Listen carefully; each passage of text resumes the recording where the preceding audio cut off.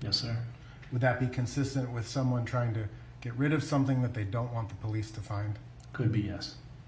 I have no further questions. So, Jim, let me get your perspective on this, because Maurice Hall, who we've talked about, the man that was with George Floyd that day, questioned if he's actually going to testify because he intends to plead the Fifth so that he is not, incriminating himself in either third-degree murder or drug charges. Again, with third degree, the idea that, if he supplied drugs that ultimately caused the death of George Floyd, he could be charged with murder here. When you look at what we just saw, what do you think about him testifying and the value that he has to this case?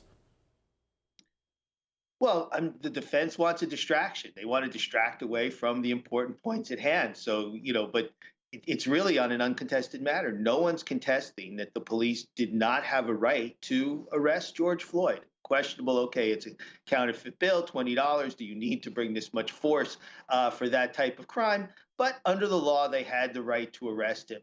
So again, they're trying to put George Floyd on trial on the defense to somehow blame him in part for his death. But I agree with the point that Julie made in the last segment. When you look at the totality of the circumstances here, and when you look at how police officers are trained, and that positional asphyxiation is key.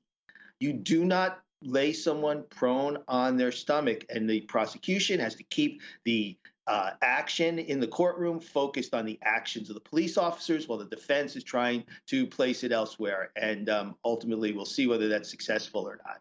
Now, Julie, this could be an argument that we hear from Nelson moving forward, but it's one that we've heard as well, that it's easy to be, Monday morning quarterback on this and say, looking back, this is what should have been done. But if you look at the officers, can't they argue, well, how are we supposed to believe the bystanders? Why should we believe what they're saying? And why should we believe George Floyd? Here's a guy we thought was on drugs. Why should we believe that he says he can't breathe or anything that he's saying? And we just see a guy who was kind of uncontrollable that we were called to arrest him. We were called that there was an issue here. Chauvin walks in, sees his fellow officers struggling with him, and that's all they know. So what do you think about that argument?